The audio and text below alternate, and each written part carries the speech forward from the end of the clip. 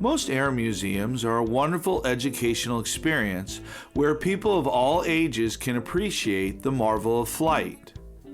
The Western Museum of Flight is more like a graduate-level course in aviation history, the invention of stealth, and space vehicle development than your ordinary fare. Join me as I take my first master's degree class on Sinjin Smythe's Museum Review, the Western Museum of Flight. The Western Museum of Flight is located at the Municipal Airport in Torrance, California. The airport is officially known as Zamperini Field, named for Olympic athlete, Distinguished Flying Cross recipient, Japanese prisoner of war survivor, and subject of an Angelina Jolie directed film based on the hit book Unbroken, Luis Zamperini. The museum is more centered around the industrial development of aviation than the flying connection. While the name Kelly Johnson is synonymous with advanced aircraft design, Jack Northrop and his band of Hawthorne-based engineers have designed and built arguably some of the most incredible aircraft to ever take to the skies. Having honed his skills under the tutelage of Donald Douglas until 1939, Jack Northrop knew he had to control his own destiny and started Northrop Corporation with co-founder Moy Stevens. Their aircraft would forever change how gravity was overcome. Beginning with the P-61 Black Widow, Northrop aircraft immediately were known for changing the rules by revolutionary technological development. Whether proving airfoils were sufficient alone with the XB-35, which ultimately led to the B-2 Spirit,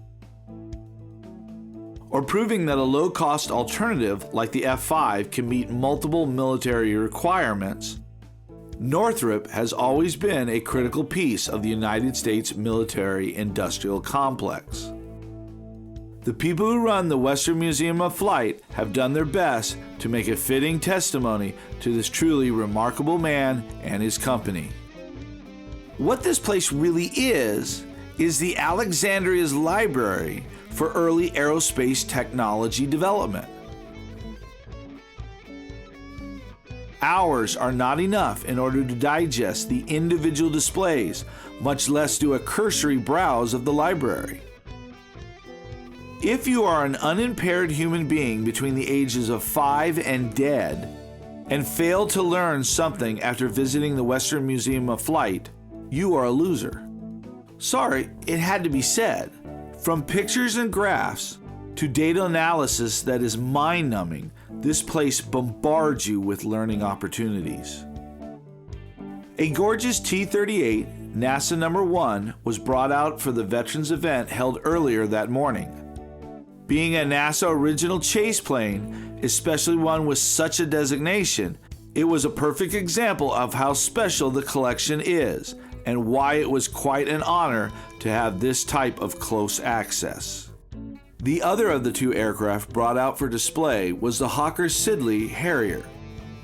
This particular model flew extensively for the Royal Air Force.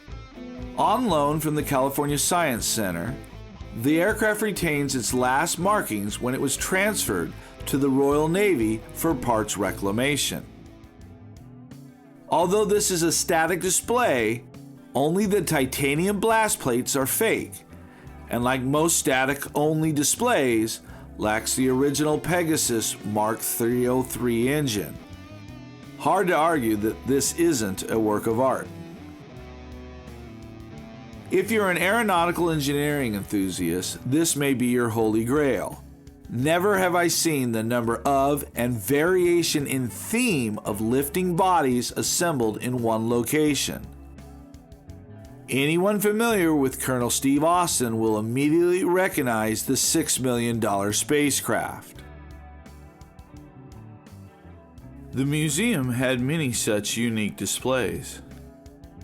Examples included the JB-1 Bat, the RP-76, the RP-5A, the KD-2R-5 Shell Duck, the experimental S-1 Sierra Sioux, the RP-71 Falconer, the AQM-34K Firebee. You can see what should one day become an amazing exhibit on the development of aircraft power sources, from large radial engines of World War II through Cold War jet development and today's modern Super Cruise monsters. An example of a hidden gem at the Western Museum is their display on the C-3 Link trainer. One of the more fun experiences is an F-5 that you can sit in and actually manipulate all the switches, buttons, and flight controls. Everybody needs one selfie. There were pieces and materials from the Goodyear blimp, a recent inductee into the 2019 College Football Hall of Fame. Although looking as if it is a barnyard find, there is an immaculate F-86 named either Cora or Suitcase's Apple Knocker. I guess whether it's coming or going. Somehow I doubt either of these were actually on the side of this particular aircraft, considering it was built for, spent its entire active career, and was the last example retired from the Japanese Air Self-Defense Force. This wonderful aircraft needs a little space. She's really pretty. Every museum needs a belle of the ball, and boy does the Western Museum of Flight have a real beauty. One of the only two ever built, the museum has a long-term deal with NASA to display the demilitarized YF-23 Black Widow II serial number 87-801. Access to this type of recent technological innovation is unprecedented and maybe even foolhardy. Having lost the United States Air Force's Advanced Tactical Fighter competition on April 23, 1991, and being forbidden from seeking foreign customers due to the advanced technology involved, the two airframes were transferred for storage to Edwards Air Force Base. The airframe is in remarkable condition considering it is outside, even allowing for California's favorable climate. You almost wish it would start up and taxi out. Considering about 60 feet is the closest I've ever been able to get near an F-22, and some argue that this aircraft was the non-political winner of the competition, it was one of those memories you will never forget. The airframe now resides in a locked and gated enclosure on the corner of Airport Drive. Three other rare and surprisingly well-maintained aircraft share this limited accessible storage facility. First is a completely refurbished A-4A Skyhawk in its original Marine Corps livery while it served at Marine Corps Air Station Iwakuni, Japan. The second, a F-14A Tomcat that was last used as an adversary aircraft at Top Gun in Fallon, Nevada, but is painted in VF-2 colors, the last squadron to operate the Tomcat for the United States Navy. Yet there is one that keeps drawing your eye toward it. It looks familiar, but not quite right. It's the only remaining copy of the YF-17 Cobra, Northrop's entry into the lightweight fighter competition it ultimately lost to the F-16. Its performance utilizing the Navy's preferred two-engine layout was later developed in partnership with McDonnell Douglas into arguably the most successful carrier-borne aircraft in history, the F-18 Hornet. So how does the Western Museum of Flight stack up to its peers when compared on the brutish system known as Sinjin Smythe's Air Museum Review?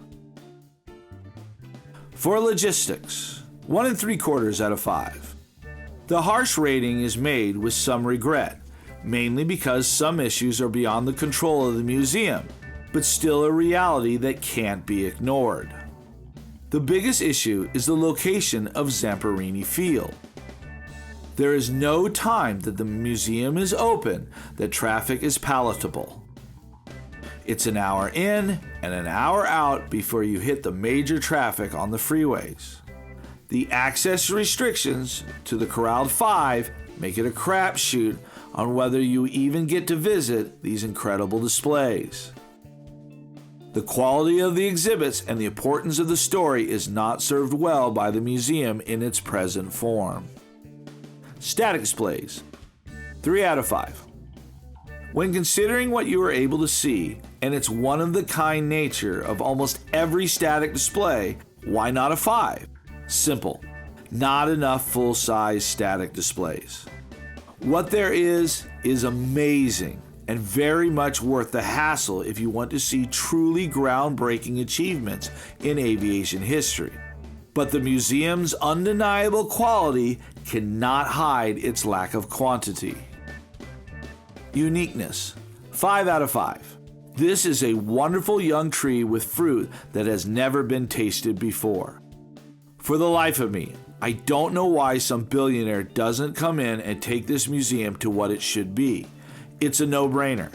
The YF-23 is only the show pony. This museum is truly the Hope Diamond in the rough. User friendliness, 2 out of 5. Again, one of those grades that is tough because of the failure to heed the most important 3 basics of running an aircraft museum. Location, location, location. The YF-23 generally sits with 4 other aircraft in what I called airplane white-collar jail. The aircraft rests inside a chain-link fence structure that is technically inside the working airport's active zone and a considerable distance from the present museum's location. This requires visitors to luck upon enough available docents with vehicles cleared for the airport to get the up-close tour. It's hard to get to the airport. The amazing displays don't have any flow, and with the spread-out nature on the restricted airport, it's almost luck if you can see everything. Public connections, 3.5 out of 5. This is a case of those who run the museum doing their absolute best with the hand they are dealt with. Due to the reduced staffing capacities, full access to all displays, especially the 5, is severely curtailed. While no docents or museum representatives were walking around, representatives at the payment counter both were helpful and knowledgeable about the museum. Value, 3 2/10. The adult entrance fee, $5, is actually an amazing value considering the quality of the exhibits, depth of primary artifacts on location, and cost of anything in the neighborhood. If you're in the neighborhood, absolutely worth a few hours to an entire day, depending on the depth of study you want to do. If you only have one day to look at aircraft in Southern California, unfortunately, this would not be in my top 5. So with a total score of 18 points and a distant 3rd place on the unrelenting ratings board known as Sinjin Smythe's Air Museum Review, it's the Western Museum of Flight.